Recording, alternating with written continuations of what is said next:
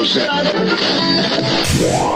Oh my god, they're not breathing! Does anyone know CPR? Red alert! Red alert! What you are hearing now is not a test. Not a test.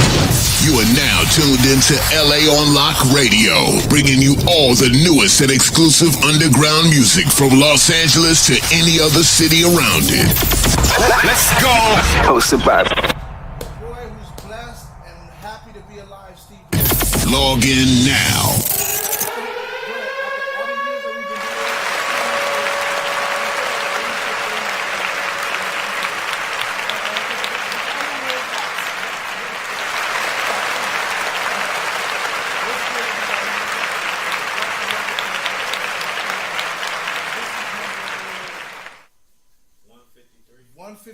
Man, it's a blessing to be here, another episode, and also to have another year of the Christmas spirit, bro.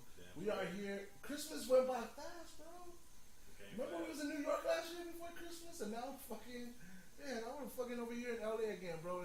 Another Christmas here. Yeah. So it's a blessing, man. I hope everyone's been having happy holidays, a happy Kwanzaa, a happy Hanukkah. You know, I want everybody just to feel welcome. So thank you for tuning in today, man. We have a special guest. This dude isn't only just like somebody who's a viral sensation. He's a good, kind-hearted soul, man. He's from the South, so you know that Southern hospitality, man. It's something that sticks with people, and I love seeing artists like that because it's so humble, man. These cats have $1 million, $1 trillion in their pockets, and still, you know, want to be treated like they only got like $10 or $20. It's just a humble thing. I love the Southern hospitality. I'm grateful to have this dude on here, man. Before we get to bring him out, how you been, bro? How are you? Good, bro. Yeah? Oh, yeah. How's your month been, bro, since the last episode? Pretty good, you know what I'm saying? Just going steady, keeping these events going. Yes, sir. We got one. Tell him, bro, we got a new event coming up, right? Yeah, we got one coming January 21st. January 21st, you said? Yeah. 21st. And if you don't know, I know you don't see him, but that's my brother. That's the man behind the scenes.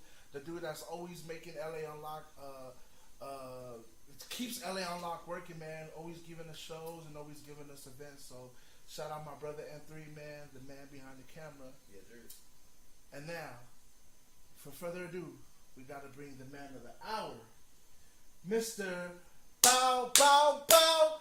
Yo, what up, good AD? Oh, HD4President, what's good, bro? What's good? How y'all doing, man? How you feeling, man? How you living? I'm blessed, man. Another year, bro. Look at you. Show that one time, bro. Show that one time. Something. Yeah. One time. Man, before we get started, bro, I just want to thank you for giving us your time. I know you're busy, bro. I know you're out there doing your thing. So I appreciate you making time, especially during the holidays. You know, you want to be with your family, but we thank you for taking this moment out of your day to be with us, bro. So before we get started, man, like Baton Rouge, what does that mean to you? I mean, it's home, man. I mean, I ain't nothing without Baton Rouge. It's a crazy city because, you know, we got a lot of violence and all that, but it's a lot of love in the city. So, I mean, I wouldn't want to be from no other place but there. You know what I'm saying? Yeah. Louisiana, it's very cultural and it's very musically inclined. You know, would you say that being around the streets of Louisiana is what helps you with get involved in music, or was there any influence in the household? How did that come about? You're not even being an artist, just your influence of loving music. Yeah, I mean, my whole family did music. Nobody ever took it serious to record in the recording studio. But my whole family, my mama used to sing lead in church. My auntie sung lead in church. My uncle played the piano in church. Like the whole family, my cousins, brothers, everybody did music. But I'm the only one who really took it from just doing locally and really just got in the studio and actually made music. So yeah, my family, my state, I just fell in love with music at a young age anyway. I was influenced by the Temptations more than anything when I was a kid. And then I was influenced by Tupac. And then it was the Hot Boys. And once I seen the Hot Boys and once I seen Juvenile, I ain't had no other dream in my life but to do music. I noticed that. I hear that style in you. You like getting that the people crowd hype. You know what I'm saying? You Yeah, like getting that crowd interaction and juvenile. And we all know the Hot Boys. That was their main thing. You know what I'm saying? You got a kid Wheezy who's 11 years old, 12 years old, getting the crowd pumped up. Like that's not normal, but because the music was so influential, they right. didn't see an age. You know what I'm saying? So what what made you decide to start pushing out music? Like, what was the driving force of saying, you know what, I want to go into the recording studio? Because you said it was in your household, but why did you decide, hey, I want to go to the recording studio, I want to try this out, I want to see, what I sound like recording me? Was there someone who was pushing you, or was that all you? It was all me. Like I say, when I see it's really juke. Like when I seen Cash Money, like it's all it took. So I was recording music before I ever been to a music studio, a real studio. Like I used to record on the boombox. I used to have to put the paper in the tape and press record on the one and line the other one up with the other one like that. That's how I first started recording. I used to sell tapes, and people was buying tapes with no mix, no master, just fresh vocals Just put it right from me there. talking to a microphone on a boombox.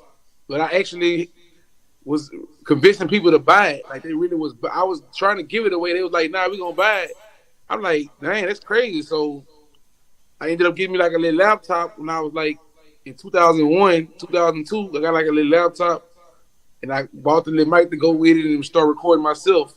It wasn't until like 2005 or four when I actually was in a real studio, really recording. But by that time, I had already built my own home studio. You know what I'm saying? So it So was. do, sorry, my bad. Go ahead. Like you good? I say it was our home. It was our home base until I was old enough to afford studio time. That would you say that was prepping you though? Because like most of the when you were able to get into the real studio, did you re-record those songs that you recorded before, or did you start fresh? Started for. I just kept going. I never been a fan of re-recording nothing. Like I Gotcha. like to start. I like to just make something new. Like people hear some songs, they're like, "Oh, let's really redo that one," or go back and let's do some fresh stuff. Like I don't really care for re-recording nothing.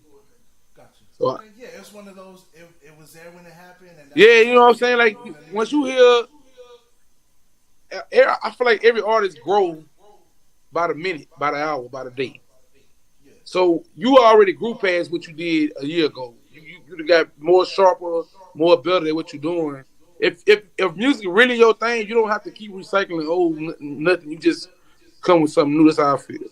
Some artists can't do that though. Like some artists not blessed to be able to come with a new song every single day. So they have to like hold on to a song from 3 years ago. Like, oh, I'm finna drop this. I'm finna drop this. Man, I would and have been hire a dropped it. I don't ghostwriter. care. So Yeah, that's why, and I feel like that's when it even gets to that point where when a person gets a ghostwriter, like they're like, "Fuck, my schedule's too busy. I can't keep like doing these songs." yeah, I yeah. get it. So let's talk about you being a kid when you were younger. What was your life like growing up, man? Being in Baton Rouge, you know what I'm saying? I know it's a tough area, regardless of where you live.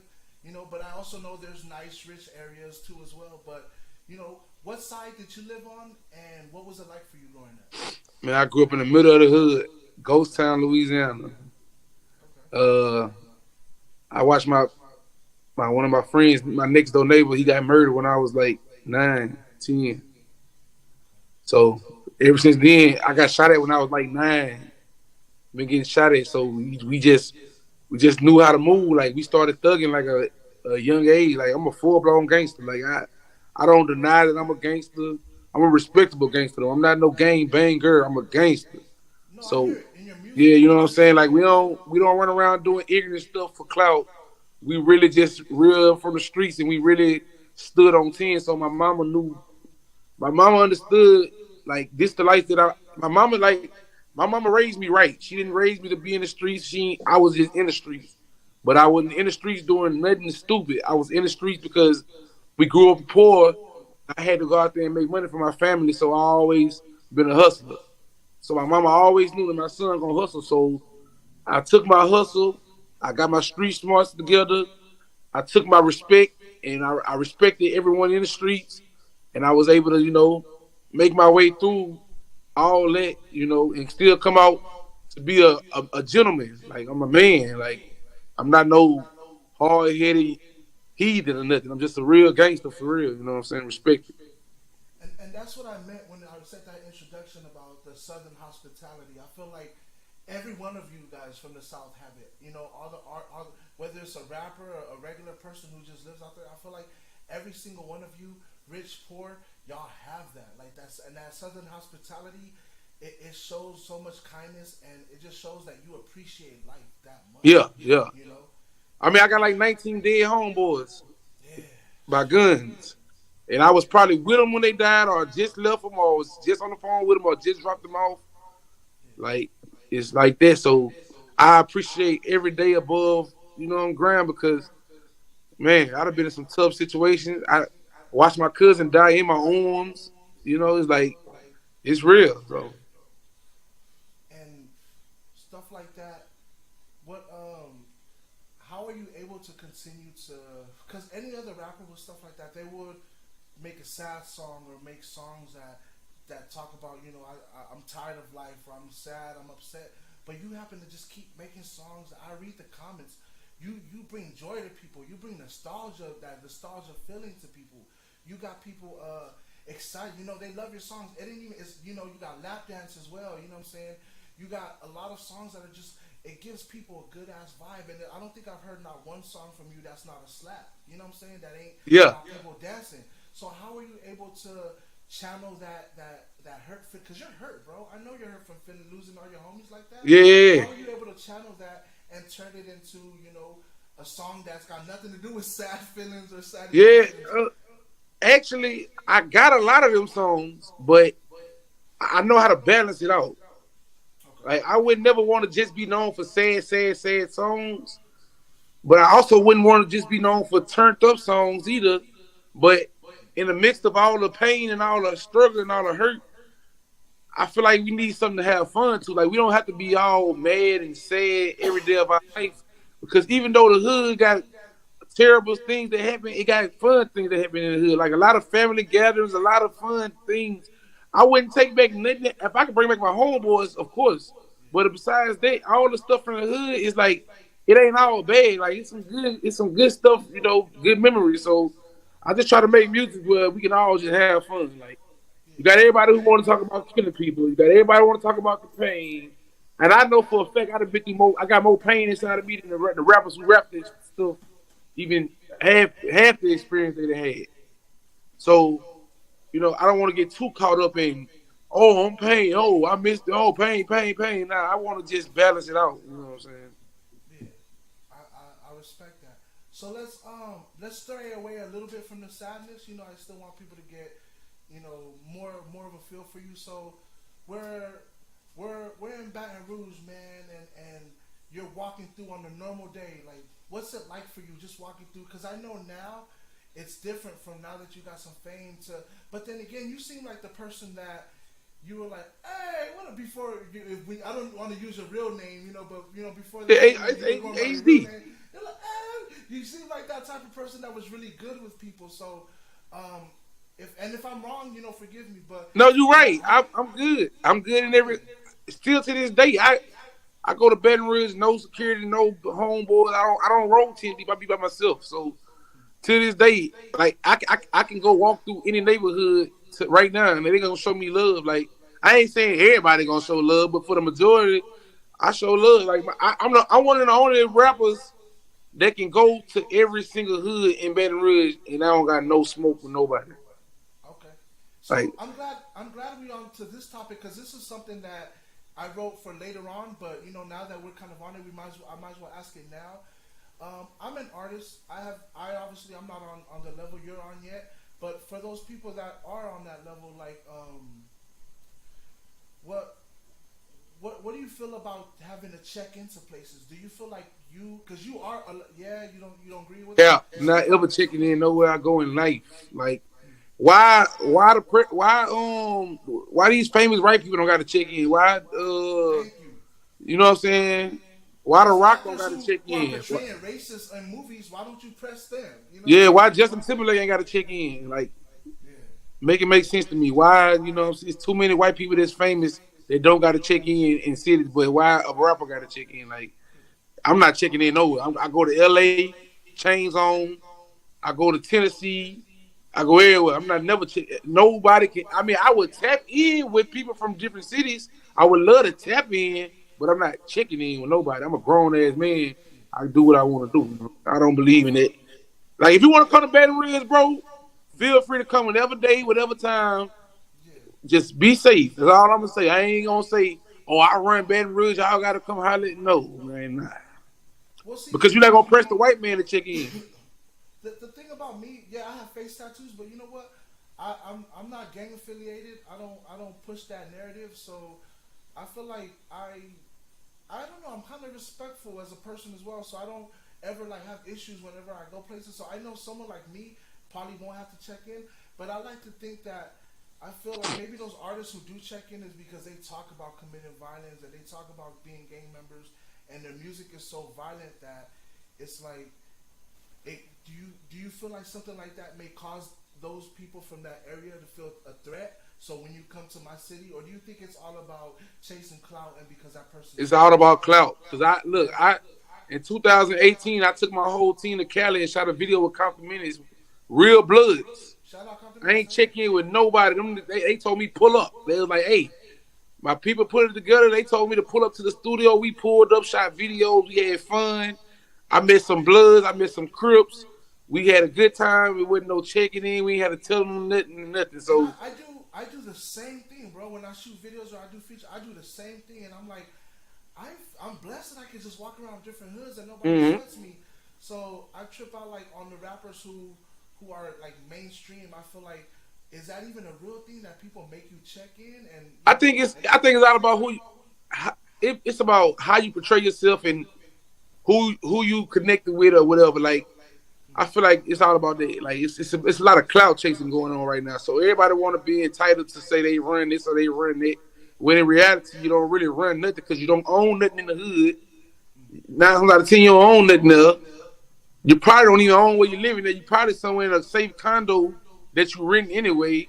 So how you gonna tell another man he got to check in a city that you don't have no equity in? Like I don't go for that. Like I go to every city. Like it's love and peace. If I can help you while you in my city, I got a comedian homeboy named Dooley Funny. And he from Baltimore. So he was doing he loved Baton Rouge, and he was doing like a documentary on a lot of different cities, and he wanted to do Baton Rouge. And he called me like, "Hey, I want to go to Baton Rouge to the hood, but I don't want to get shot. What I need to do?" I called the biggest gangster from every hood in Baton Rouge, and they all let him come help him shoot his video he was trying to do. Like that's what I do. I'm not finna tell a nigga you gotta check in nowhere. But my name hold weight in my city. Yeah, my name hold weight in my city, so I can call a gangster from every single section in Baton Rouge and be like, "Hey, my people finna come through there. Y'all, help him out. Do what he trying to do." And it's all love. Like they be calling him regular, like they know him for real. Like they all friends now. So it's like, because you connected the dots. Yeah, it's not no checking in, nothing where we come from. We don't do that. Yeah, and I wish that things that happen to these rappers that are getting killed or getting shot, not necessarily because of checking in, but just because being in that area. And I feel like rappers should be allowed to go wherever they want. They should be safe, but they should also be protected. So how do you feel about celebrities who have, not even just celebrities, let's talk about artists for right now, who have bodyguards that walk around like that? Do you think that's being too much, or do you feel like that's like the perfect amount of safety for them? Nah, you need security. Of course, if you moving around, bro. I feel like this. Security is one good thing, but also be generous, be mindful of the places that you go and the predicaments you put yourself in. Like if you go to the club to do a concert and your show time is 11:45, well, you need to be pulling up at 11:40, going in for 11:45, and then when the show set over, you need to be getting up out of there, leaving. You don't need to be hanging around trying to see what's going on, trying to chill, shoot dice in the back. None of that. Get in, do your show, get out, go to your hotel, stay safe. That's how I move. I'm not trying to fuck with no females after the show I'm not. They might set you up. They might tell somebody your location at the hotel. None of that. It's all about business. Get the money and go. I did almost 300 shows in 2 years. I don't play around like that. Okay. So when you already get to the stature that you're at, you're looking for artists. You're Mm-hmm. looking like, all right, I put myself on. Now I want to put people on. Maybe that aren't necessarily your homies. Just Yeah, like, no, I won't. I don't even like the. I don't even want to sign my homies. oh, yeah. So how do you go about something like that? Would you be like, okay, maybe I will stick around the club after or before to hear the opener? Or how do you go about finding new talent if you want to scout? Nah, I ain't looking for talent in the club. I ain't gonna lie because you got the club is a place of it's a scam. So the club, the promoters will let anybody pay them to go rap before the rapper just to make some extra money. So I ain't gonna say you won't find talent in the club, but it ain't even built like that. I'd rather see what you're doing as an artist. If I see you keep running across my timeline and I don't even follow you, and I'm like, oh, you got some motion. You know, the way this stuff ran now, you can't push an artist through the club. You got to push an artist on the digital side now. Everything is done on the digital side first. So unless you figure out how to run a digital side, you're going to lose trying to run through the clubs and pay the DJ to play your song. It's not going to work no more. So I look at what the artist got on the digital side. I see if I can market them. And then that's how, like Glorilla. Like in February, I DM Glorilla to sign her. Okay. And she was like, fly me out there. We going to tap in. My bad. I didn't move fast enough. And she ended up growing up. But I seen her work on Instagram. That's why I even reached out to her. And that's what she let me know. It's like she been cool. She been rocking with me. She had remade my song and everything. She sent it to me. And we built a relationship from there. But just me seeing her doing her thing on Instagram, I knew she was gonna blow. So I called my manager. I'm like, hey, I need to sign this girl. She about to blow up. Her name Glorilla. And it wasn't even 3 months later, she proved me right that she was gonna blow up. So I look for talent like that. I don't look for talent. Let me cut you off real quick out of respect. Do you think there was and if you got to plead the fifth, I get it because I don't want your labels to get upset. But do you think by you mentioning her caused a little stir to be like, ooh, let's go see what, and then maybe a personal algorithm that you created? Because I feel like it's tricky how you brought her up and then to high ups, and then she got famous now when you could have been the one who got her famous. You know what I'm saying? I don't feel like what I did really did nothing. Cause see, I posted a video with $100,000, and I was playing her song, rapping in my song, and I said she finna blow. I posted that in February. Yeah, I posted that in February. Almost 2 months later, when she play the snippet of the F&F song, I texted her. I was like, "You out of here." So it was the song. It wasn't me. I ain't had nothing to do with it, but I knew it because I felt it in my heart, and I said, "You out of there." And like a week later, man, the rest was history. So I smile every time I see. Talent recognizes talent, bro. So let's get back to that. Your talent, your business that you've been creating. You obviously are a good businessman. You've made it to where you are. Let's jump to you as a kid. Did you have that business type of savvy or what age did it come to you? Like, when did you know I'm trying to make money? I don't know what it's going to be from, what I'm going to be doing. But I know I got to have. It doesn't seem like it just came like that. It felt like it's something that you studied and developed throughout the years of life. So when did you take that journey to say, I got to get money. I got to make this hustle. I got to do this. Yeah, of course. When I was in elementary, I looked at my mama and told her I'm gonna be a rapper and a gangster. And that was the front. That day I let her know I'm a hustler. So we talking about I'm only 32 years old. We talking about in the 90s. I was in the streets making money. I ain't gonna say what we was doing, but I was getting real money in the streets as a kid to pay the bills in my mama's house. So I already was business minded from that. I'm a go getter. I'm a money stacker. So I think it was around 2000 and I want to say 2002, 1. Somebody told my mama that I was doing drugs with some older cats.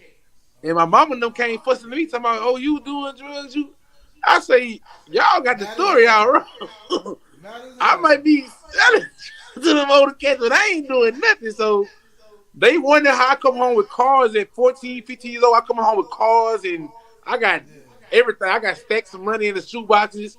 I just always had to go get the money, you know what I'm saying? So I like to do business fair and square. I don't like to get over. Like I got a couple homeboys, they like to jack people, they like to steal, they like to do. I feel like I want to keep a clean slate and everybody eat. I always had the mentality that everybody got to eat with me. So that's just how I always been. Like everybody around me got to eat. So I used to literally, at the age of 15, I had people working for me in the streets, and we all ate until some people got greedy. Some people started stealing. Some people started. I just cut them off. You know what I'm saying? But I literally been getting money since I was 9 years old. So talk to us about how you were able to bring that into this music industry and create such a big business and a name for yourself. How different was it from hustling in the streets? Because a lot of people who came from Jay-Z, Nip, they said that the hustle is pretty much kind of the same. It's the same. You got to with records and streams and stuff, and over here you're just dealing with like regular politics, getting caught up with the police or how to maneuver around it and how much to sell and where to sell, stuff like that. So what was the difference? It's the same. Like you say, I feel like this. One of my biggest streets when I was in the streets, it was the love I showed. So just say if me and my partner got the same pack, he got his pack from me. They'll rather come to me than go to him because he ain't showing love. I'm the one making. It's like this. You can win. Yeah, you can win, or you can win, or you can win, and you can keep the people happy. Or you can win, and don't keep nobody happy, and then you're going to eventually lose. I was the one who was winning, but keeping the people happy. I might throw you a little extra in. I made my packs bigger than everybody else packs, so everybody would come to me and not go to nobody else. So when I run out, everybody like, hey, we ain't getting nothing until you get back right. So I just had the streets. The same way I got the streets now with the music is the same way I had the streets when I was hustling. Like make the people happy. You know what I'm saying?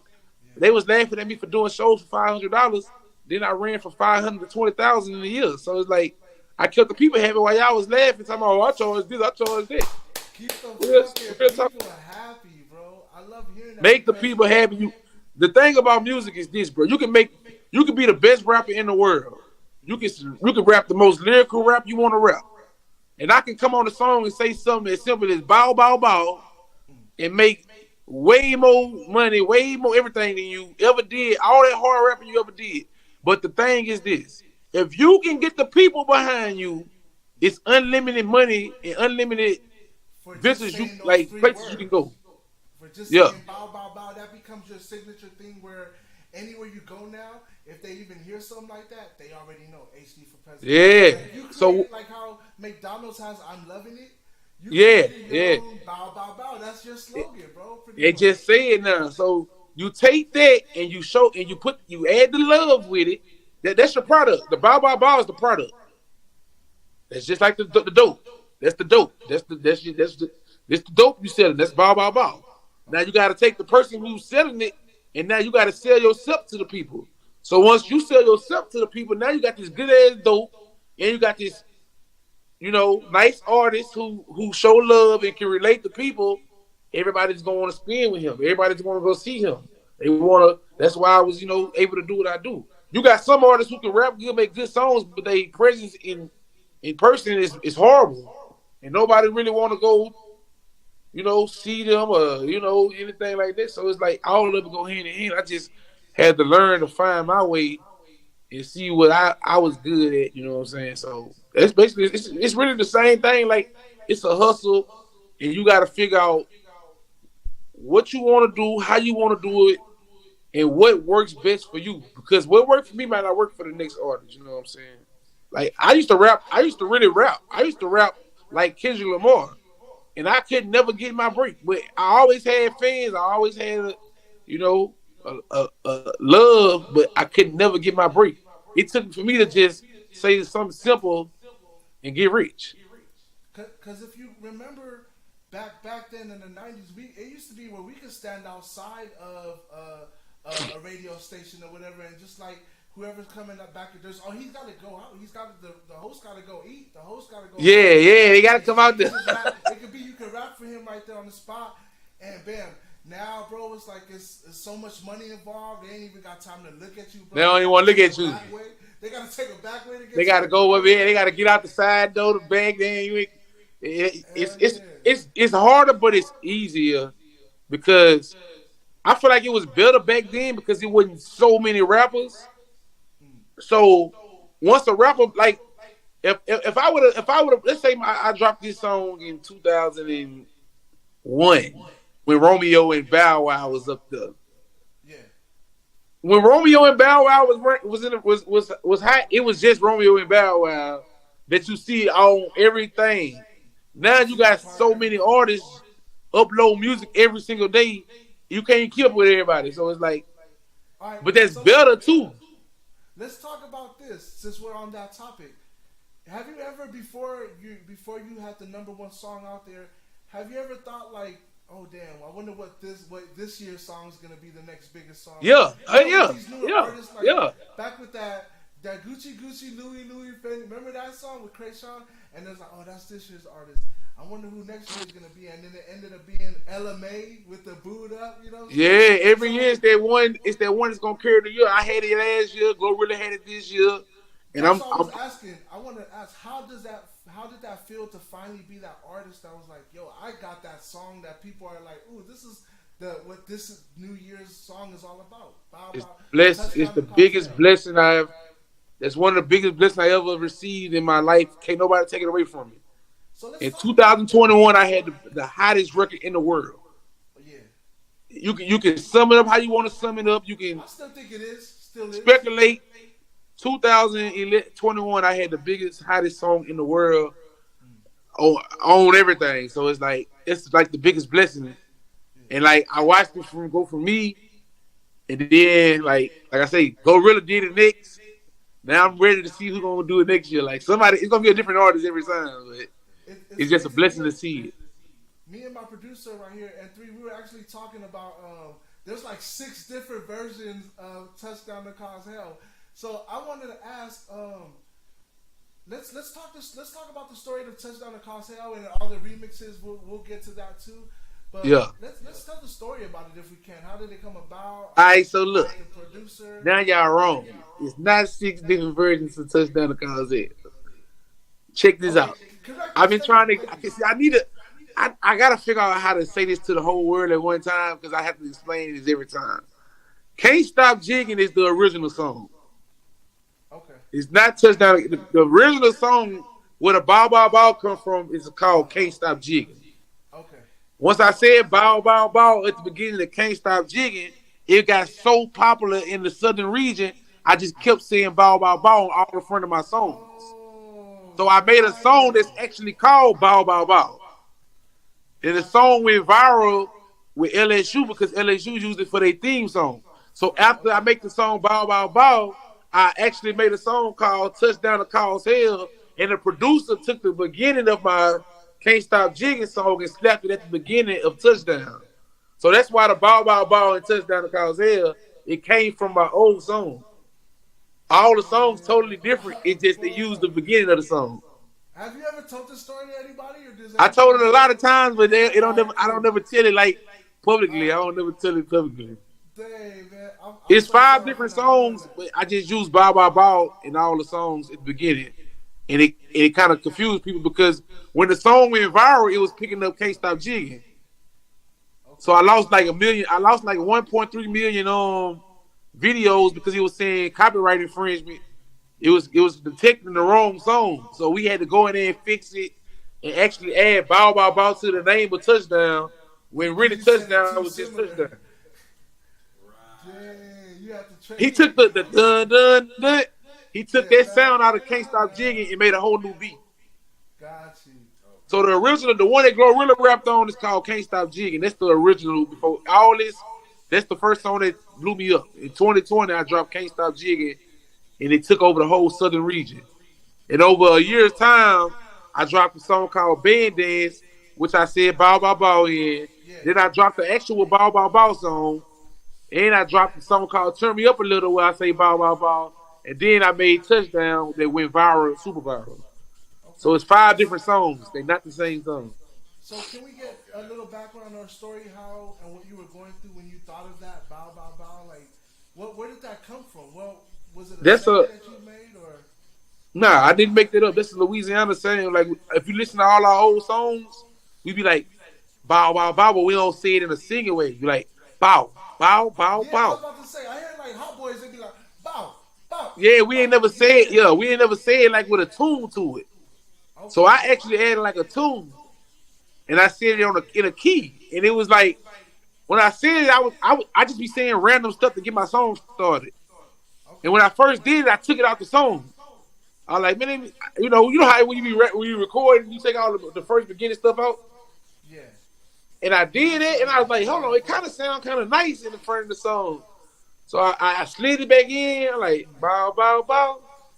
I'm like, oh no, let me keep it in there. Almost didn't even put it on there. No, almost. Because I always be saying like, I always say nah nah nah nah nah nah. I always say it in the beginning of my songs, but I always take it out. Like I say that to get my voice together. So that was you actually saying the na na na na part? Yeah, that's me. Oh, damn. I thought that was a sample part because it sounds so different. It sounds like they tweaked it. Their engineer tweaked it or did something. I was the engineer. I did it. I recorded it on it. Oh, talk about that then. I didn't. All right, so you're not only an artist, you're an engineer. I produced it. I recorded it, and I rapped it. When did that knowledge when did that involvement start coming into you? Where you're like, you know what? I don't just want to, because I know you said you recorded on your computer and stuff like that, and it was just very simple. You just recorded on the computer and you rap on the mic. But when was it that same time that you decided, I want to try to get into these programs?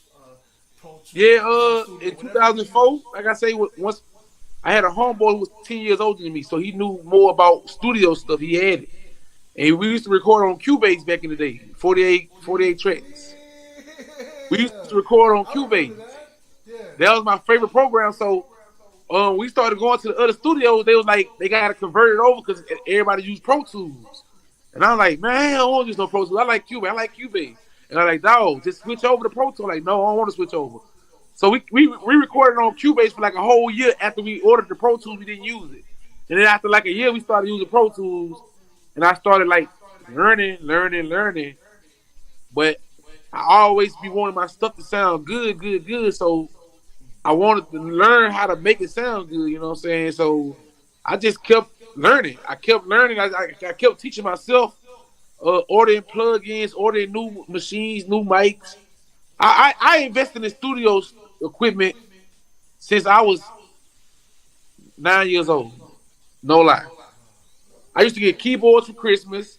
I used to get anything dealing with yourself. Your family was musically involved, so I'm sure that was a big thing. Yeah, my uncle had keyboards and all that. So for Christmas, I didn't want no toys. I didn't want no bikes. I stole bikes. Like we take niggas bikes. We ain't really worry about getting no bike. Yeah, we get the bikes for the freebie. You leave that bitch outside, we leave it in your house with it and riding back past your house on it. So for Christmas, I always wanted like keyboards, computers, microphones, stuff, and anything dealing with music, guitars. That's all I ever wanted for Christmas. I want to get music stuff for Christmas. I never got no toys. Like, it's been music. So I taught myself how to record. You know what I'm saying? That was your toy. Yeah, it's my toy. It's my toy. So yeah, like I say. The same way, man. When my cousins and all that, when they would get video games, like my mom would give me like little drum sets. She'd give me those. Yeah, I had the whole. I had all that. That's all it is because like, I like you may think you having playing the video games and shit, you having fun, and I'm right here on the drums. That it ain't the same amount of fun, but to the person, it's bruh. That's the same amount of fun playing this. You on the video game, I'm having the same amount of fun. So, a question that I got from a lot of the commenters that want me to, they've told me pre-hand on different artists that I interview, they want me to ask this question. So I figure I'll ask it with you because you've reached the top of the top, and I don't really ask nobody just because I haven't just I've loved everybody that I interviewed, but I feel like and not to make you feel like I'm putting you on a pedestal, but you really accomplished some great things. So the question is, did money add happiness to your life, or did it just make you see that you didn't really need certain things that you got now? Look, I'm gonna tell you like this: money add happiness to your life, but at the same time, on a serious note, money can't make you happy. Like you still deal with the same struggle, the same problem, the same issues. It's just you don't have financial issues. Right. So like money kind of mess things up too, because once you get this money, everybody feel like you owe them. Family members, friends, girls, it don't matter. They gonna ask you for money, and then you gonna in your head, if you got a good heart like me, you gonna feel like you do owe everybody. You gonna feel like you're supposed to spread your money between every person that you know, and when you don't give it to them, you feel like you did something wrong. In reality, you don't owe nobody this. So it took me almost a year to cut off every. I was sending out $17,500 a month on Cash App, helping people, never getting no money back. Like I'm working my butt off, and I'm just issuing out money. People who never asked for money in your life, they call and ask for money. Other rappers' mothers asking me for money. Like this, it was getting crazy. So I was doing everything for everybody, and I'm like, ain't nobody doing nothing for me. Nobody even believed in my rap career. I've been rapping since I was 7 years old, 6. Nobody ain't never came to one of my shows, never bought one of my CDs, but now I owe everybody the world, everything. So it kind of got confusing to me. And I had to reset myself and understand I don't owe nobody. But like I say, that with that money, it comes a lot of problems because now you're a target. They know you got the money, you got the watches, you got the chain, you got the jewelry. Oh, don't wear your jewelry. You don't need to wear that. Yes, you do, because as a rapper, you have to look like you somebody. Like nobody want to spend $20,000 to come see somebody who look like he ain't nobody. So you got to step out fresh, dressed, looking nice. Until you get like the Kendrick Lamar and them level, then you don't got it. Don't matter no more. Yeah, you don't But need something. everybody got to go through that stage. Like they be like, Jay-Z don't wear jewelry. Yeah, Jay-Z be wearing something that you don't even know. It probably costs more than your whole life, but you just don't know it costs it. But see, Like they Jay-Z don't like have to a look black back watch when- on that costs more than a Richard Mille.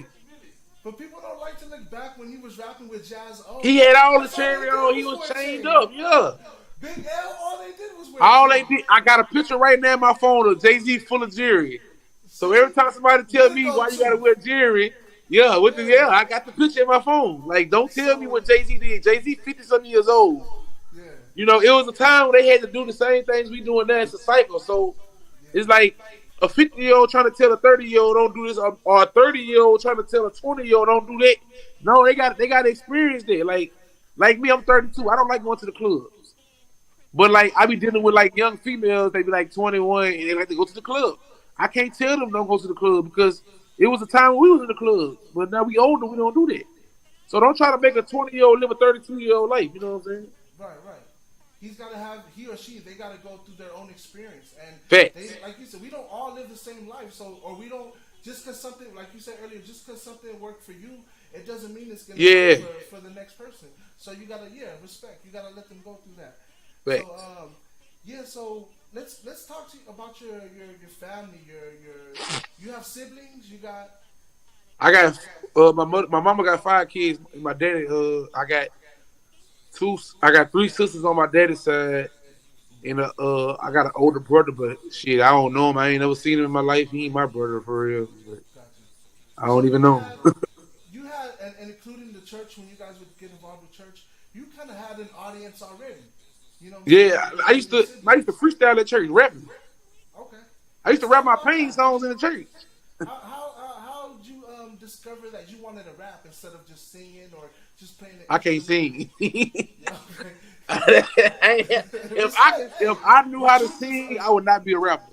I hate rap. I love R&B. I love blues. I don't like rap. I get tired of hearing rappers talking about rap stuff. I like to hear Temptations. I like to hear New Edition. I like Maroon 5. I like Ed Sheeran. I like Yeah. that. That's what I like. What's that last one you said? Ed Sheeran.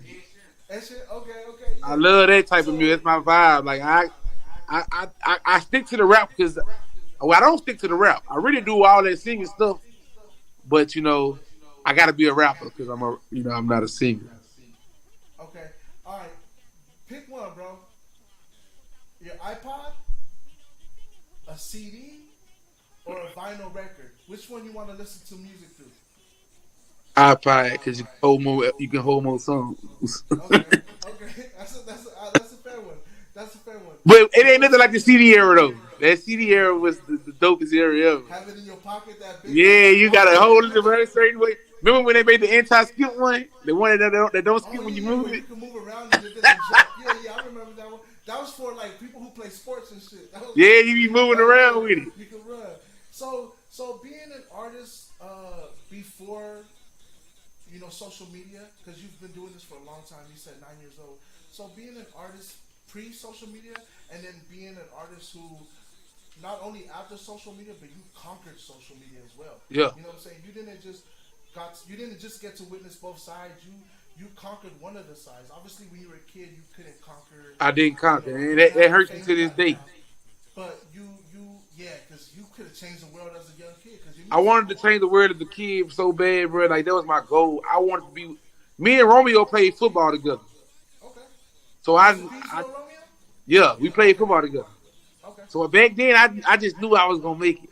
And I had a record deal. I literally had a deal on the table when I was that young. Like at 11 years old, I could have the same dude who signed Kaya, My Neck, My Back, the same dude who discovered her. He came and told me like I'm finna sign this. I'm finna get this girl named Kaya signed. Chris Stokes or who was Man, it? it was a guy. His name was Horace Chester. Okay. I don't know how he was tied in with her, but he came and told me he was like, I got this girl named Kaya. She sing this song called My Neck, My Back. We about to get her a deal. And I'm like, man, you don't know about no record deals. Back then, I had a rap. It was like a circle. Like we was in the game room, and it was a circle of us, and everybody like, he know how to rap. He know how to rap. I'm 11 years old. I'm spitting though. He was like, oh, I gotta get you a deal, and I'm like, ain't no way you don't know nobody get no deals. And then I see her on TV. I was like, well, maybe he do, Blowing up. man, it was crazy. So talk about the difference between that, because you got to witness both sides before the internet was big to now that the internet was a big thing. Talk about why you think it was harder back then to get famous as opposed to now. I feel like, well, I know for a fact it's harder now. I mean, it's harder. It was harder back then because you can go viral so fast now, and everybody's staying on phone so much. So if you can do one thing to catch their attention, and the right person share it or something or repost it, like right now, Drake can repost anything right now, and it'll be viral tomorrow. That's a rap, yeah. Yeah, so it's like social media made artists bigger than what they could be. Like, just say if Michael Jackson had Instagram when he was Michael Jackson, and he can literally post anybody, and Michael Jackson posts, he's gonna go crazy. But they had to really work from ground up back then. Like, you had to really put that work in. But it was really better because, like I said, once again, you didn't have 100,000 artists that's going up at the same time. You had to focus on we had to focus on whoever was on 106 and Park Top 10 and MTV Top 10. That's basically the songs that we really gonna know at that point in time. Yeah. Versus now, every day you can upload your song and then you can have a fan base that easy. So Within minutes. minutes of the upload, yeah. But I think a lot of artists become extinct fast due to that too, because they get a little wave real fast and they don't really build it up from ground up, and then it dies away. And I feel like a lot of those artists are, and us, because I'm on the same boat as you. We started young, so we got to progress at this. Yeah. There's some artists who literally like, bro, this is my first song. First ever. song. I uploaded. Look at fucking Post Malone. Now, Yeah, they really, yeah. White Iverson, he was just literally, that was his only song he ever did. He recorded it, released it, and it fucking blew to the moon, bro. So It's crazy, the like. power of SoundCloud, and it's one of those. What's your advice for people who think that it's that simple? Because it's really it seems that simple, but it's not, because those people they don't have nothing else to let's, for example, when Ice Spice, how everybody was booing her on stage because she only did one song, and she probably didn't do nothing before that, so she just had everything just came to her right away. She probably didn't even have time to rehearse or to be an artist. So what's your advice to let them know it's not really that easy? Man, like you just said, it ain't. They think you could just go in there, blop, blop, and then everything's gonna be it, bruh. It ain't that easy, bruh. Like, you really gotta do this. Like, you gotta really do this. Like, it's like people don't understand the hard work put into this. Like, it's one thing to make a good song. It's another thing to go perform that same song. So it's like you thinking, I could just go in the studio and do this. Nah, they'll eat you alive, because when you get in front of them real people, them real fans, and them real stages, it ain't the same. Like, I do live sets with straight bands, no dubs, no CD playing. I do live sets all the way through with the bands, and I can tell you, like, we put in work. We rehearse 2 to 3 times a week before we hit the road and do them. And you got these artists now, they go viral, and they just put the mic in their hand and be trying to rap, and you see they can't even rap the words with the song. The vocals in the back, they not syncing in with their own vocals. It's like, not to talk down on Ice Spice, because I'm a fan of everybody winning, but I seen one of her shows in Houston, and it was like they was looking around like, what is this? And I was like, somebody should have had her. Like, right now, I'm in my studio right now upstairs. But downstairs, I got a whole live setup. And I've been doing this for a long time, and I still rehearse my songs before I go on the road. Because I used to perform on the couch with a remote control. So till this day, I still find myself grabbing the remote control and walking through the house rapping. And then I just go plug into my real live setup downstairs, and I practice my music because I want to be on key. Like, I don't know if y'all noticed, that key I hit on that touchdown to cause hell is a high key. When I say touchdown to cause hell, yeah, everybody can't say that. So when I be doing them shows, I have to hit that key live. Every night, straining your voice. So did you have to sign yourself up for vocal classes as well for stuff like that? Or nah, I just taught myself how to hold a key. Okay. I tell people, you don't have to know how to sing. You got to learn how to hold keys. So I write for female artists, and I write singing music for females and males. And I sing the song. I don't write with a pen. I write in my head. So when I make these songs, it's fresh off the head. So I record the songs, then I send the reference tracks over to the artists that sing the song, and they be like, "Dude, you sound good singing this song." I'm like, "Nah, I can't sing. I just know how to hold a key." Like, so I just taught myself how to hold keys. That's what I do. Like, I go in the studio some days. I redo. I do covers to Ed Sheeran. I do covers the Marvin Gaye song. I cover all these people's songs to practice my voice. Like, I do Usher, Life Jennings. I got a cover to almost all the hottest songs ever made because I like to practice my voice. Like the Penguins, the Temptations, I do all that. Like Earth Angel by the Penguins came out like in 1950 something. I'll be recording that song. I record that song like every 2 months. Earth Angel, Earth Angel. What is the reason for that? What is that to do? To remind you, or what does that do for you? It's some of my favorite songs. So I feel like as an artist, if you want to advance your voice, you got to practice with your voice. So I go in there and I set up my studio and I play the Earth Angel instrumental and I record it. Then I come back and I listen like I could have did this better, I could have did that better, and I go re-record it again. And I really work on my voice. So like it's like right now, like I got a song called "Step with My Thugs." It's based off of "Best of My Love" from the Emotions. Song came out in the 70s, 78. I do this song live with a band. And after I finish rapping "Step with My Thugs," we perform "Best of My Love." and I be singing the song right along with the lead singer, female singer, and we be whoa whoa, you got the You best got of the best my of my, love. yeah. But I had to study that. Like you going there off key, it sounds crazy. You got to go in there on key. You So sound like it's just I like record best of my love all the time just to you know. you're right because if you sing it on point, you're a performer. You're a performer. If you're doing it off key, you're just doing karaoke. You You know what I'm just saying? yeah. I go in there on key. Like you got to think about it. I go from hardcore rapping, turned up songs to performing best of my love, and then I got another like slow song that I re rapping.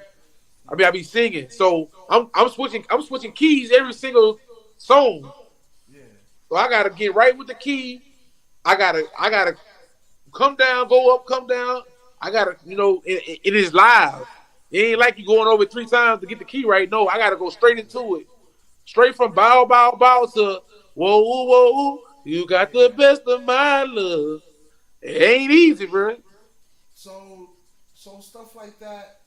Did you look up tutorials or you were able to figure out how to practice how to like have your own voice do it? It just I know you go out you re-record the songs that you hear and then you keep going through it and then if you go through that but really like you didn't get no like vocal lessons and no nothing. I got God. Okay. Man, Yeah, God yeah, bless yeah. me. God bless me in ways that I can't even explain on this live on this recording because if you was ever sit in the studio with me and see what I really do, you'll be like, bro, this dude a genius. Like I no lie, my people from 300 ENT, they Shout out to he the ETA. Shout out to they're my people. Like we rock with my partner D over there. They got this group called One More. okay. They popping right now. It's like four lick boys. They're like 16, 13, and stuff like that. They Okay. got this song called Every Pretty Girl in the City. Like it's going crazy right now. And Hey, he's you see what you did for Glorilla, so you know what I'm saying? We gonna take your word for it. yeah, As hey, I they listen. hard. Yeah, So so he let's sent me let the record. He sent okay. me the record to do because I did a few more records for him before. And he be telling everybody like, hey, this dude really talented. They caught up in the bow stuff, and he way more than that. He really talented. So he sent me over the record to do. I listened to the record. I was like, I already know this song from Instagram. I be already playing this song. And within 20 minutes, I had the song sent back to him. He texted my phone. He said, bro, you a genius. And like I really just, you know what I'm saying? I be doing music. So they singers, I'm not a singer, but I'm on their song singing. I'm singing ad libs and all. And they when they mixed the song, now they kept all my ad libs. I'm like, bro, they're like Like you made the somebody say, is song. that Like Chris Brown on that song? I say, bro, that's me. Like they're like, ain't no way. Cause it's like on the song, I got a note where I go real high. And if how they got it mixed, it sound like some Chris Brown stuff. And they actually like, is that Chris Brown? I'm like, nah, that's me. okay. It don't So sound nothing like Chris Brown. It's just the vibes be so good with me. yeah. So all right. So this question that I'm asking next. It's like a two-part question. Mm-hmm. Is there an artist who has passed away that you would want to work with? Bring them back, and then name the artist who's alive right now that you haven't worked with that you would want to work with. Of course, it's artists. A lot of artists that passed away, but I'm gonna say one Yeah, specifically. one, yeah. Soldier Slim. That's my favorite artist. Him and Soldier Slim and Juvenile, my two favorite artists of I all saw time. that in an interview. You did that. It's You never gonna mentioned that in an change. interview. Yeah. It's never gonna change. Soldier Slim, Juvenile. That's the reason why I am who I am. That's why I keep it so real with everybody. My integrity, my everything comes from Soldier Slim and Juvenile, bro. So if I could ever, I'm cool with his son, but yeah, like when Soldier Slim died, I cried. I took me a trip to New Orleans the night he died because I'm from Baton Rouge, so we like an hour away. So I took a trip the night he died. I took a trip. Through his neighborhood or just all around? Just all through third, 17, all around the city. We just rolled and we just thought about it and reminisced because that was like my favorite rapper. Like I mean, you gotta it was right at Thanksgiving time. Okay. I'm 13 years old and my favorite rapper in the world, Yeah, just died. you know, Yeah. They heard it. I ain't gonna lie, I heard it. But I mean, yeah, if I can bring a rapper back to do a song with, it'd be him. A rapper that's alive that I would like to work with. Man, I ain't gonna lie, bro. Drake. Okay. Drake a Lil Baby. Like I like Lil Baby a lot. You know what I'm Over saying? here, because that's the only way me and my brother have became. I mean, other than hard work, the only way we've become successful was manifesting and saying what we want and putting it out there, and then doing the hard work to show the commitment and talent, and Yeah, skills yeah. that the Oh, dedication. I believe in manifesting because see, look, it's crazy. I posted on Instagram. I said I'm finna have the biggest song of 2021. I posted it in February. Okay.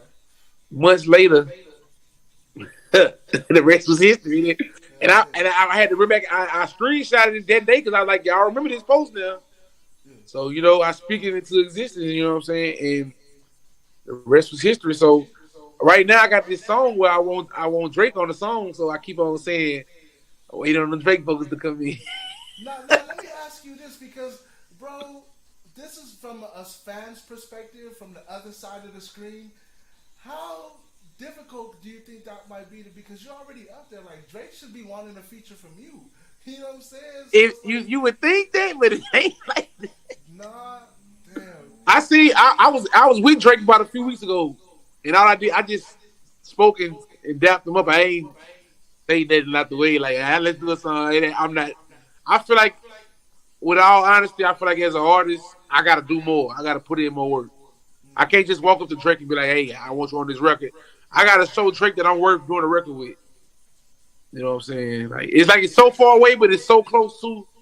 Right. Because Like, with you the right already connections did and the this. right I people, got the number one song, but that's still not enough. I love that mindset. Because yeah. I don't walk into no hungry room for it. thinking like somebody supposed to owe me or I feel like I got to put that work in. I got to show what I'm worth, and once I do that, everything will come in place. So I don't know if y'all know Kuda Love. I used to run with Biggie back in the day, and Mace Okay. and Nelly, but he part of my new team, and he connected across the industry. So Hey, a lot of man. stuff can You happen. know Wayne, whatever Wayne say, Drake with it, so you guys can get connected with Weezy and get him to Man, look, get him to do that's this. another artist who I would love to work. Like I always wanted to do a song with Wayne. Like I love the whole Cash Money, Young Money. I love all of this. So, like I So say, I just got to put that work in. I can't, I talk can't, about I can't get too caught up in how big my song was. let's talk about this. You're a young dude seeing Cash Money, Lil Wayne from the same area as you, bro. Like saying one day I'm gonna get there. What was it like your first time listening to yourself on the radio? You passed the TikTok. I'm sure I don't want to bring up TikTok because I'm sure everybody talks to you about the TikTok Yeah. going viral and all. I want to talk about your first time listening to the radio, whatever you were doing, and you heard your song, and you were like, "Wow, a youngin' Well, really made it. I did what Wayne did, bro." yeah. See, look, my first time hearing myself on the radio was some years ago because like I said, I had a local name, Okay, so I was on the radio already. I wasn't on the radio for real. Like it was like a person who knew a person. We gonna get your song played this one lit time type thing. But like before I went viral in Louisiana, I had took over the radio. I had 4-5 songs on the radio at the same time. So this was in 2020. In 2020, when I heard it, like I had freshly. I made this song called "Can't Stop Jigging." I made the song because of Kobe Bryant. Like all this, everything you see right now is all this because of Kobe. All of it because of Kobe. I swear, like no lie, look, like, you can see it right here on my wall. Like him and Gigi watch over me at all times. So when Kobe died, I called my brother. I was like, man, I gotta leave my legacy. I'm like, bro, I gotta leave my legacy. Kobe, like the greatest, one of the greatest. Like I never thought Kobe Bryant could die. right. You know what I'm saying? So in my mind, I'm like, bro, I gotta. I've been rapping all these years. It's time for me to make my mark on this in this world. Like I can't leave this earth without making my mark. And then I took that motivation. I made a song called "Rest in Peace to Kobe," And that was the last song I made before I made my first hit record. Okay. The next record I made was a hit, and it took over the whole Louisiana. And I never looked back from there. So hearing it on the radio, I was like, I'm really on the radio for real. Like, it's crazy. And I'm just, like, I don't know what it is about hearing myself on the radio. It feels more better than, like, seeing a TikTok or Instagram. Like, the radio feel more better than me. I don't know why. I Yeah, just we like grew to hear up in myself that on the era. radio. We grew up before that. Yeah, that's our era. That's our era. That's how you knew you was a shit. You in the car listening to yourself on the radio. You know what I'm Yeah, saying? if you remember on Temptations when they heard their song on the radio, like Yeah. that's how On you the, knew on the back bus. then. When Like, they was getting off the bus. yeah, they heard the song and it was like that's how you knew. We was lit. So that radio, it always feel better. Like seeing like Gabrielle Union do the song and all. I love it. But it's something about when I hit on it. And I'm gonna tell you when it really hit me for real though. Like I had 4 songs on the radio in Louisiana, in Mississippi or whatever. Okay. But when the song went viral and I went to LA, when I touched down in LA, the cars passing by was playing my song on the radio. It was the radio station. That's love. Hell yeah. And I'm like, bro, we in LA. I Like, was probably one of them cars. Shit. You know what I'm saying? Shit. Real I'm talk, like, bro. dog. We love that song out here, dude. And it's crazy because, like, I can literally tell you, bro, I can't go to not one club and that song don't get played like 3-4 times. You know what I'm saying? And It's crazy, bro. I love it, bro. I love it. Like, interview you when 3 said I can interview you, and it was just it's such a wonderful thing, bro, to see somebody who really came from like having nothing and I came from nothing. I came from nothing. Like, man, I came from nothing. Like, we used to live in a house with no lights and no water. That's where I came from. I came from literally nothing. Like, the dirt, the bottom, and made it out. Like, I told my homeboy earlier today, he said, I see you gonna let nobody stress you out because it was a little situation earlier. And I was like, oh, well. He like, you gonna I like, bro, I went through hell and back. I ain't get all this money to be stressed out. Like, we gonna live life for the rest of the life because, bruh, to have a dream, to state your dream, to tell people you finna follow your dream, to follow the dream and then make the dream come true. It's a flying rocket, bro. I can't even explain how blessed I am. Like, I wake up every day knowing I'm blessed and I thank God for this blessing. Like, some people, like, when life be going good, they just stop praying and they just start just living life, and then when stuff gets tough, they'll start back trying to pray. I wake up every day and pray about this. I pray all through my day, like, because sometimes it don't feel real. Like, when I first got rich, I had to check my accounts like every day just to believe that it was real. I couldn't believe it. Real talk. I feel like I do the same shit, bro. I be getting government like sometimes when they would send out the help to help you out with the whole COVID relief. I get like 700, 500. I'll be like, oh shit, that shit real? What the fuck? You know what I'm saying? So I get it. So I know, bro. As soon as I touch like 100K, I'm gonna look every 5. Like you gonna be looking? Yeah, I'm telling you. If I had, bro. I was getting so many checks. There was like 200,000, 4-5. It was blowing my mind. Like, I got a call when they do, like, check your email. You got some money in your email. I had like $150,000 in my email just waiting on me to accept. I'm like, bro, check another email. That's $50,000 just sitting there on top of what I'm already making and getting and got. I'm like, why you bro, sleep? Why you sleeping? You just made a 60K. You know, waking up. So let's talk more on the music life. How's tour life been like with you, man? Like, what's that situation been? And then one after that is, what's been your favorite city to not only tour at but to perform at? Where it's just, you know, and if it's not gonna sound biased if you want to say your own city, because I understand. Nah. Yeah. So I mean, that's the best. The road is the best for me. Yeah. I can clear my mind. I can get my mind right. Like, when I be at home, I got a big house and I live alone. So when I'm at home, I be thinking about too much. I be a million thoughts running through my head. I can't really vibe good. When I'm on that road, doing what I love to do, rapping, I'm a sightseer. I like to see. I want to see the whole world. So when I'm traveling and getting to see different cities, different states, different everything, that's my comfort zone. On them planes, 5 plane trip on a plane 5 times a week. I love the busy life. I love the go life. I love to be city to city, state to state. I love it. So then to hit the stage in these different cities and see how many cities really know you and rocking with you, that's like the biggest blessing in the world. To walk on a stage and way up north somewhere and you don't even never been before, but they know your music and they know who you are. They taking pictures with you. So I love it. And I gotta say, my favorite city I've been to gotta be Baltimore, man. I love Baltimore, Yeah, bro. shout out to DMV. Shout out to The DMV. the DMV show hella love. Like Yeah. I love it.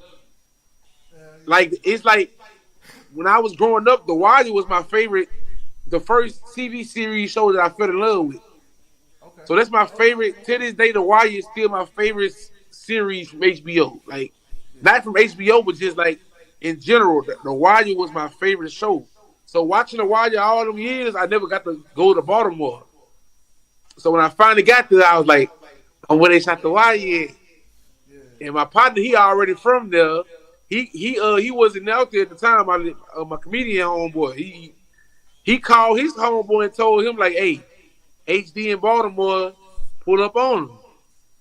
Now you gotta understand, this last year I'm like the hottest person in the world. I ain't got no security, nothing. I left my manager at the room. I'm riding around. I'm riding around just me and my homeboy partner. I don't even know him. He taking me through the whole city. We just turning up, having fun. You know what I'm saying? And then later on that night, I had 2 concerts. So I went to the first concert. It was at a college, NCCU, in the daytime. And then we had another concert with Dirk and 42 Doug that night. Crazy concert. It was like the best feeling in the world. I came out right before Dirk. Man, that was so much love, bro. So Baltimore. I love Baltimore. Baltimore's gotta be the best one. What was let's get back to your family life. How was your parents, or what was your mom's thoughts on when you were like, you know what, I'm pursuing this music career. I want to do rap. You know, was she with that? Did she support you? Obviously, she's your mom. She's gonna support you in every way. But did she support the type of music you chose to make, rap music, or how was that? Like I say, man, my mama knew I was a gangster when I was a kid, so she just respected it. Like they let me curse. Like I cursed. I've been cursing since forever. Like I don't disrespect people when I curse. I just curse a lot. So my mama already knew. Like she knew what's up with me. So I told her what I wanted to do for a living. She respected it.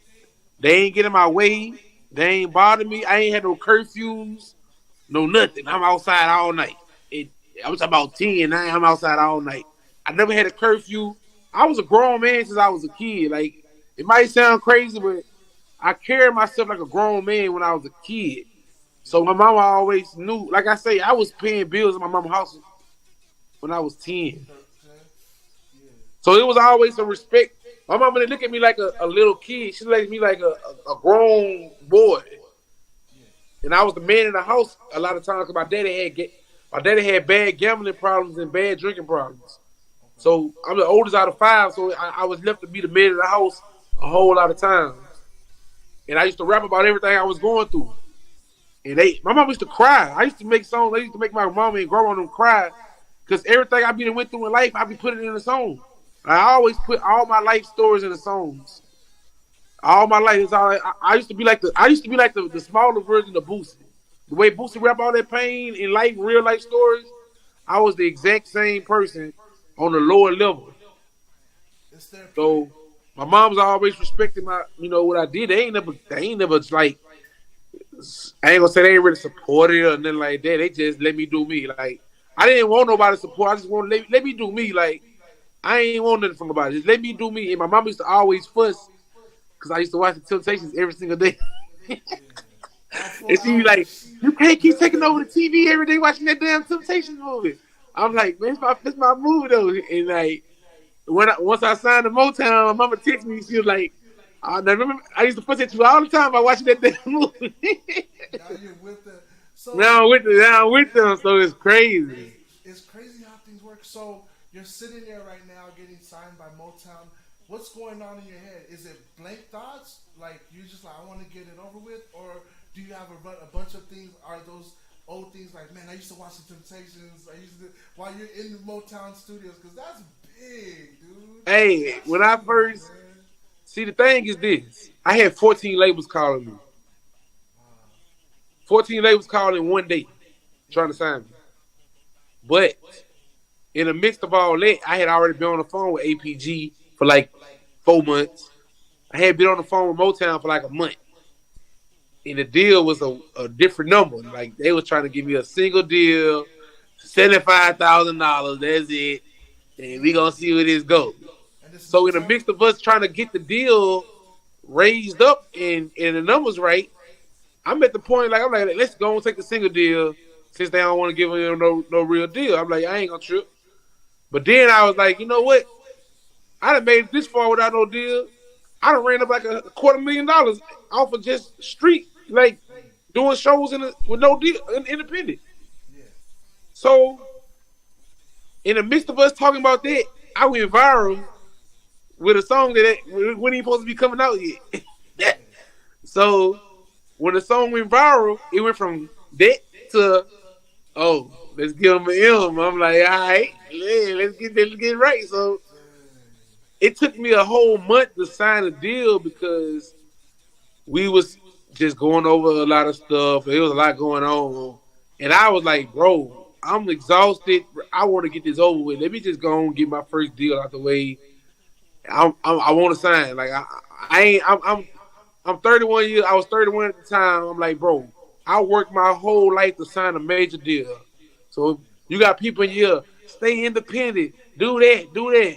I was like, man, I'm doing what I want to do. Like, I want to be with a major label. I want to see how it feels. Maybe I don't want to stay here forever, but I want to experience being signed to a major deal. And that's what I did. I signed me a major deal. So I can always go and say, I signed a major deal before. You know what I'm saying? And that's something that you took. You said you took a month to figure it out, and it's something you really thought of it. Most art, and I'm glad you did that. We talked about this in this interview because I want other artists to see this before they sign their deal. You know what I'm saying? Because it's for you to really sit there and you got seven. I know 70,000 seems like a lot, but to you right now, bro, 70,000 probably ain't. It's something that you probably got hidden tucked somewhere. Yeah, I got that tucked off. I put it on a chain. So it's just like it's the power of standing up for yourself, bro. And I love hearing that because you didn't settle for less, dude.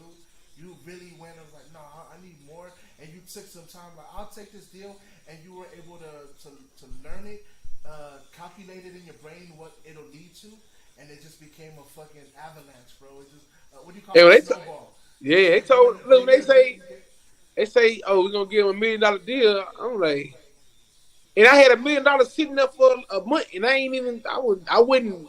I was happy to have it there, but I'm like, maybe I can get two. Hey, why not, bro? Maybe that two could turn to four. Yeah, I'm just thinking. It's like once I knew it was that my time was here, I was comfortable. I wasn't anxious to do nothing. I was ready, but I wasn't anxious. I was like, oh man, all this hard work. But then and you got to think about it. My song was steady getting bigger and bigger, so I'm like, I can't. Ain't no losing from here. I gotta win. You know what I'm saying? So. And it's a classic where it's always gonna be played no matter what. Like it's not. It's a classic, bro. Yeah. So let's talk like let's get into some other stuff. What are you trying to venture into next? You doing? Right now I'm in the process. Shoes? Yeah, I got my own line. I got my own clothing line. Well, I got my own record label. It's called Outwork the Rest, OTR. Okay. We pushing it through the streets. I got a distro deal. They trying to give me some bread to put behind my artists. I got two. I got a male and a female. I'm finna push. Coming soon. Get them turned up. Go get us a bag. Get my label imprint. Go get me a bag. Another bag. Get this pub deal finished. Get another bag. Oh, I'm on that money train next year. See, I took a year to learn it. most rappers don't, most artists don't learn the music business. They jump in there, they spend their little money up real fast, and then complain about, oh, label this, label that. No, learn what you're doing. Of course, you're gonna make some mistakes. I invested $100,000 that I didn't make that back, but it was a learning experience for me. I accomplished something. I learned something from the situation, so it's like I don't look at it as a loss. You It take was a that learning forever, that experience, experience. and I got this knowledge, and I got more. I got something out the deal. Like I hit billboards. Like hey, it is what it is. So you know what I'm saying. I just took time to learn this and really study what how the business part works. Like I seen a post earlier say, love music, learn the music industry, learn the music business, and then finesse the music industry. I seen it earlier. It said, love the music, learn the business, and then finesse the industry. And that's really what you got to do. Because the industry going to finesse you if you don't know how to finesse it. And if I could throw that out there, since we're on this topic, uh, uh, all you need to know about the music industry by Daniel S. Passman. Like that's a book I definitely recommend. Like What it's called? All you need to know about the music industry. It's by Daniel S. Passman. I believe it's that or learning about the music industry. It's called the music industry Bible. I'm going to check that out. I need to check that The out. author is Daniel S. Passman, Pass man. Okay, I'm going to check that out because, like I said, I've been learning a lot. The way he does his book, HD, he does it where you can read it as a manager.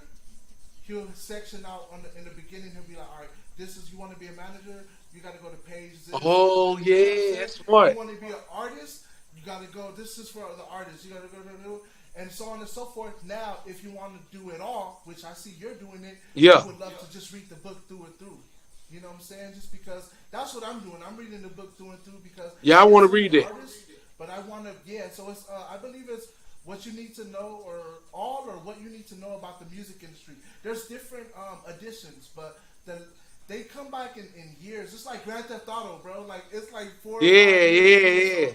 So the last one they made was, I believe, 2018. So I'm sure they'll make a newer one. Like Like whatever going on at the time. Yeah. Yeah. So, but bro, in 18 it talks about a lot: Spotify, Apple Music, TuneCore, CD Baby, all that shit. So Man, I was learning all that. Yeah. That's the most important. Because everybody think they're a rapper. Everybody are artists.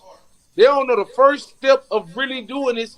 Like I made $250,000 with Sparta Distribution before I ever signed the deal. I made $150,000 with DistroKey before I ever signed the deal. So, and I did this independently. Nobody put no money behind me. Nobody put nothing behind me. I put everything behind myself. That's all you. Yeah, so I already beat the odds. So now I'm trying to help these upcoming artists do the same, but they want to focus on this and this and that, and not focus on actually doing the music part. See, that's why I'm glad we did this interview, because you gave another perspective. You said, yeah, this looks fancy, but you got to kind of have this first when you get your buzz, but you got to you don't get this first. You got to you don't get this first. Yeah. Then once you see that you become a serious artist, then you go and get you one of these. You go. And so now that we saw it from that perspective, I thought that's a wonderful way to look at it, bro, because people been working backwards, bro. They've been working backwards. My homeboy just got a bust down AP. I'm like, he needed me to go get the cash out my account because he ain't had cash. So I went to my account and I got the bread and I put it in his hand. I'm like, I don't want to see you do this, but I can't tell nobody how to spend their money. Yeah.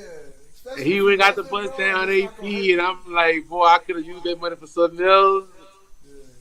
But you live once too, so if you want to blow it, blow it. I ain't gonna. This the thing about me. I'm gonna give you my advice on what you should do, but I ain't never gonna tell you what to do. But like I say, I've been learning, so you know what I'm saying. Like, I'm very excited about how 2023 finna be for me, and whoever whoever on my team in 2023, you gonna win. Like we going next level. Like the blah stuff was cool, but they finna see the real HD in 2023. You have to open the door somehow. You know what I'm saying? So it's a I door opened the somehow. door. I studied the game. I learned a lot. Now I'm just putting all my puzzles, pieces to the puzzle. But I'm coming with a team this time. See, my problem last time I did it on my own. Like all this, everything you seen around the world of me last year, it was all me. I had no team. I had no team. So I'm coming back this time with a team. You know what I'm saying? I ran my own social media. All that stuff that went viral. I was doing it from my phone. I never had nobody, no team of people working nothing for me. I worked everything myself. Like this time, I'm coming with a team. Gotta be sharp with it. You know what I'm saying? Did 250 shows in a pandemic off of Instagram. I never got with no agency. Every rapper gets with agencies and stuff to do this. I did it off Instagram. When them people talk to me, they're like, "You did that by yourself." I'm like, "Yeah." They're like, "How?" Like every artist got to go through these agencies. I'm like, "I never did." They're like, "Bro, that's something special. Like you don't understand how much work you had to put in to do that." I'm like, I feel like I'm just having fun. Like I'm just doing what I like to do. It's because your music, I'm telling you, positive, shooting, dying, and all that music is cool. It'll be buzzing for a little bit, but if you listen to the real type of hip hop that like a Tribe Called Quest, Yeah, yeah, KRS-One, Diggable Planets, stuff like that. Their music can stand the test of time because they were making people dance, having a good right, time. right. Outcasts, all that. Your music is like it's gonna stand the test of time because a gangster can listen to your music, a wife can listen to your music, a white lady can listen to your music, a little a baby can listen to your music, and all do the same dance movement, and it's there's no shame or no nothing. Like a gangster be like, oh Yeah, it's the HD, yeah, I do that HD. yeah. So it's you make that type of music, bro. So of course, like we need that as humans, we need music that's gonna keep us awake, but also keep us like energetic and happy. And we're at the gym, we gotta bump some HD. We're about to start a football game, we gotta bump some HD. You know what I'm saying? We gotta whatever it is, you keep people like packed and stuff. And I feel like there's a supply and demand. You keep giving people what they want, and that's why you're getting so many blessings because you're doing that hard work, bro. So we're getting towards the end of the interview, and I never like to end the interview without asking this question. And I feel this is very vital because this is you, bro. You're not a rapper. You're not an engineer, producer, nothing. You don't want to be in the industry. None of that shit. You're not getting paid for going viral, nothing, bro. You're just a regular person. Not that you're not a regular person now, but you just don't have the glitch. You don't have to, go on tour. You don't have to do interviews. You know what I'm saying? Like, what would you be doing? I would be an astronaut. Yeah. Okay. I like that. That's my. Speak on it.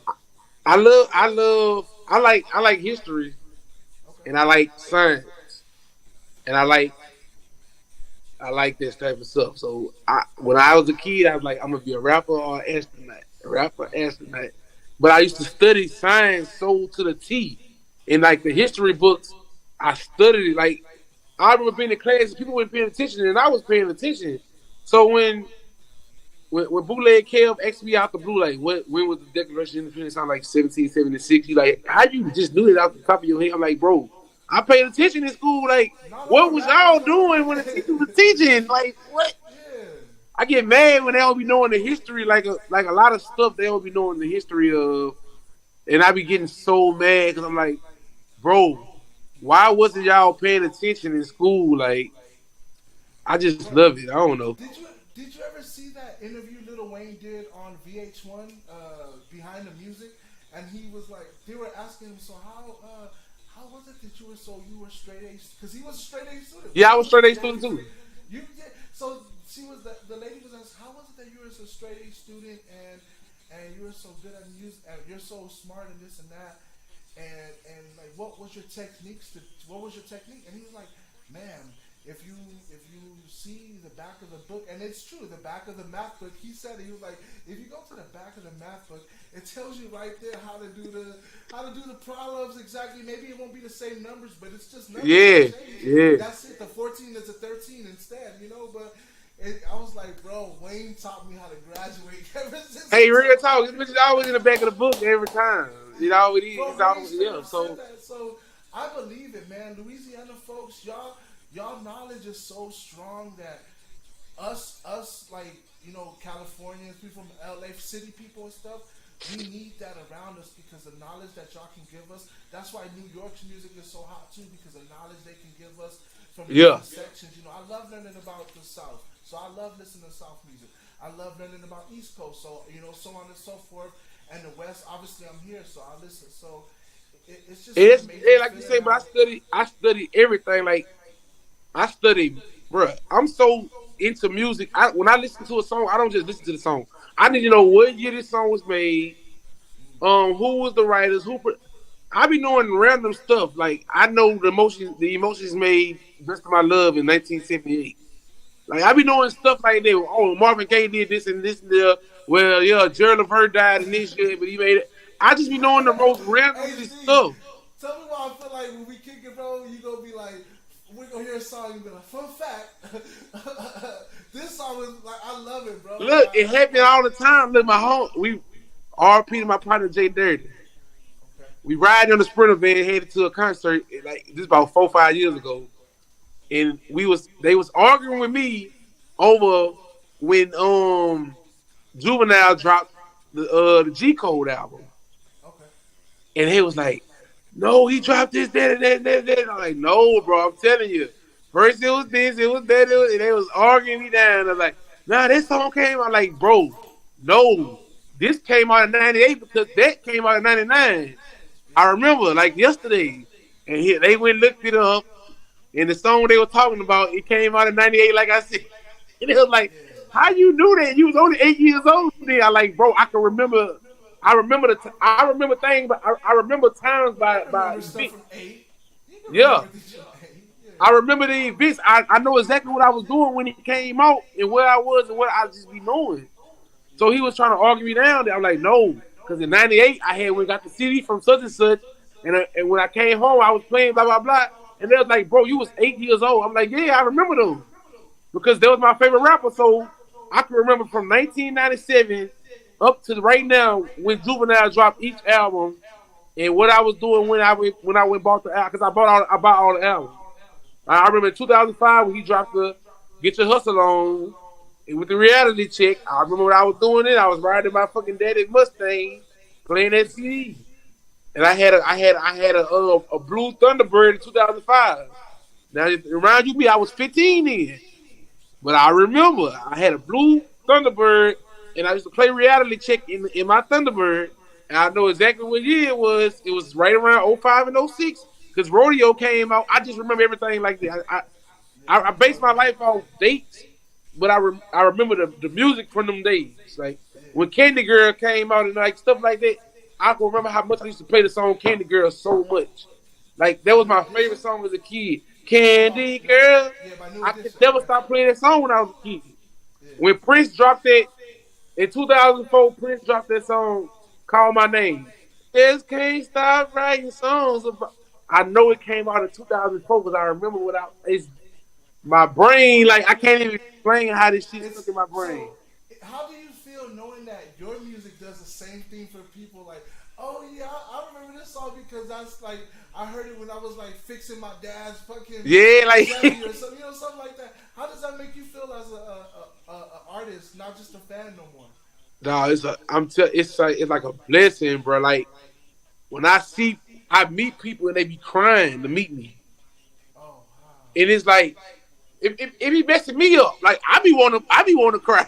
But you know, it's really touching to see something. Yeah, bro. Like this girl I'm cool with. I used to record music with her. She sing or whatever. So once I ended up blowing up, her daughter didn't know that me and her mama knew each other. So she kept telling her daughter, like, I know HD. I used to record at HD House. She was like, Mama, you don't know HD. You don't know HD. So for her birthday, she asked her what she want for her birthday. Yeah. This her daughter said, cause she like 13. She like, I don't want no nothing. I want to meet HD. And I was like, See if it's true. yeah. She Yeah. texted me. She like, HD, my little baby said she don't want nothing for Christmas. I mean for her birthday, just to meet you. And I pulled up and man, look, we couldn't even take a picture because she was crying. So, like she left tears on my shoulder from crying. And I'm like, dog, I'm just a regular old dude. And then I was at the Superdome, at the Superdome, Okay. Yeah. and You guys, I had to that's your perform with, guys'. yeah, I'm sorry. Yeah, that's represent. your guys' field, right? Yeah. Just to I had clarify. yeah, I had to perform with LSU. I had to perform with Southern University at Okay. this event called the Bayou Classics. So we out there, we back in the building, and I think we ordered like some drinks or something. And the woman who was giving out the drinks, she steamed me, and she was like an older woman. She was like, ooh, about 50 some years old. Older lady, like 56, 57 years old. And she was like, can I get a picture with you? And I'm like, sure, you can get a picture. Man, I took that picture with that woman. She started crying. She was like, I got to meet HD for president. I'm like, bro, you like 60 years almost 60 old. years old. Yeah. I thought about that the rest of my day. Like, bro, this old lady crying because I didn't even think she knew who I was. And then her grandchild hit me up on Instagram like a week later, like, you made my grandma day. She can't stop talking about she met you. She got the picture and everything. I was like, bro, you never know who you might be touching in this world, bro. True. That's very true. And my mom always said that's why you have to be kind to everybody because you don't know what they're going through. Somebody could be angry by you being nice to them. You probably just change their whole perspective on everything. By you being kind to somebody Change their whole mood. who felt maybe this person felt like nobody loved them, but by you being kind to them, you made them feel like, damn, this person don't know me and they love me. Maybe somebody else does really love me. So it's dope that you were able to do that for her at any age, man. And I feel like I don't know, man. The old folks when they love your music and they get a certain way around you, I feel like, and that's no offense to any other age gap, but I feel like when the old folks do it, it's much more like it's much more to the heart because you're like, damn, It's genuine. these old folks they always talk bad about music or rap or whatever, but they can listen to my music and love it. It's a rap, you know what I'm saying? Yo, Hey, HD, thank you. Oh, I'm sorry. Go ahead, brother. nah, I was gonna say that. I wanted to say thank you so much for your time, man. And before we head off, is there any shows you got locked in? Anything you want to throw out there to let people know? Because we're gonna have this. We're gonna upload to this. We're gonna put it out there so people can come see you in your future shows. Or Right now, I currently shut down all my shows. I did so many shows for 2 years straight. I never had one off weekend till last weekend. So I cut everything off. Like I said, come back, new team. We finna go on tour. We had a dates coming soon. We ain't got nothing set up yet, but be on the lookout. OTR. I'll work the rest. Be on the lookout. I'm down to wear some OTR in my music. Hey, send me an address. I'm gonna send you I'm some big, man. merch. So if you got a 2X for me, I love to. I wear got it, you, man. You gotta send me an address, Will do. and we gonna get it over there. Will do, man. I'm gonna link up with you on Instagram. I'm gonna follow you. We're gonna. I love interviewing humble folks who really care about this. You know what I'm saying? Yeah. Three always lets me, and if they find an artist for me to interview, I always get to decide and do my homework and choose if I want to do the interview or decline it. And it's just a blessing every time Three links me up with an artist that I can feel is gonna be here 5, 6, 7. Because I don't want to interview nobody that 5, 6 years from now they're not gonna do this shit no more. They're gonna be Yeah. It's like, and that's no offense to them. It's just I want people. I do these interviews because I know for a fact 5, 6 years you're gonna blow up. You're gonna get you already blown up, but when you get more. Nah, I ain't blew up yet. I'm still going. You right. You said it right. Yeah. I'm finna blow up. Yeah, I'm going up exactly. there with So Drake now. Watch it. Just watch me. I believe it, man. You already manifested where you are now. So where I was going with this is, I just know that your interviews are going to be limited. People are barely going to be able to Yeah, see they'll be you able to look back interview. at it. Wayne told Drake one time, "Don't do any more interviews and shit." You know what I'm saying? And Drake stopped doing the interviews. So I know when it gets to that point, you gotta be like that because you gotta continue to leave a mystery. Yeah, But I yeah. want You got. people You to can't let go them know back to everything you watch got. this, whether it's 2, 3 years old, 4 years old. This video that we're uploading now, I want people to be like, "Yo, I know HD for real, bro." Like, forget all Yeah, that. What y'all know him as just viral sensation. No, I knew how he grew up, what got him into music because of that interview he did with that dude Steve DeMar. You know, and if I grow up and get successful, it'd be like, "Yo, you seen that we'll Steve be able to look DeMar back and be like, interview?" "Hey, this right You here, know what I'm yeah." saying? So it just becomes one of those. So before we go, I just want to say thank you, bro. Like, for us, it's been an honor to interview you. I hope we can get another interview with you. You know, later on once you come back with the new team and get the OTR out, you know, out there and get your own shops and stuff. Like, I would love to have another interview so we could talk about that and, you know what I mean, get more things going, man. Because you're a good person, bro, and I know you're in hip hop to help people. You're not in hip hop for yourself. You did Nah. what did Wayne say? I did it for myself a long time ago. You know what I'm saying? Yeah, I'm in it for the people, bro. I want to see everybody win. The thing with me, I want to see. I was at the barbershop yesterday, and one of my homeboys, he had blew up big in Louisiana, like in like 2012. Okay.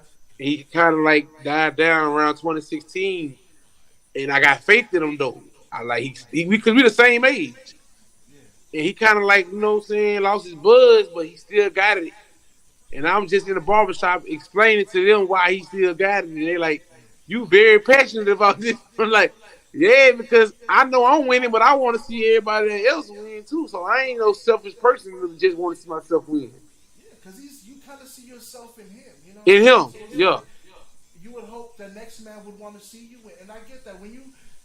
I know it's not always like that, but when you push out that positivity and you push out good in life, it's gonna come back to you. You know what I'm saying? Right. Just like when you push out angry, negative shit, you're gonna catch yourself running into red lights every fucking time. You know what I'm saying? Facts. So it's dope, and I thank you for continuing to inspire people. I'm all about the youth, so I thank you for inspiring our children, bro, giving them hope. They love your music in schools. You know, I see the TikTok videos. They play your songs in the dances, and you know, it's a wonderful thing, bro. So I pray you continue to make music that gives people hope and inspiration, because that's the only way hip hop is gonna continue succeeding, bro. You know what I'm Facts. saying? Is if we keep trying to build and grow and add knowledge to this, keep telling these people how they can get rich instead of just bragging about how rich you are. You know what I'm saying? Yeah. I love that you do that. So much love, man. Respect you. And three, man. Any last words, bro? Oh no, man. Hey, HD, I appreciate you, bro. Man, I appreciate y'all. Hell yeah. AC, man, have a great holidays, bro. And we're gonna link up, man. We're gonna keep in touch, bro. Like, you're a good person, so I hope we can continue to do this till we have another interview. You know what I'm saying? Anytime y'all need me, hit me, man. Merry Christmas, Happy New Year's, y'all. Enjoy y'all family time. Merry Christmas, yes sir. Thank you, man. Much love and respect. Thank you, HD. For sure. Yeah. All right, y'all. There we had it, man. There we had it. There we have it. Such a great interview, three. Like, man, bro.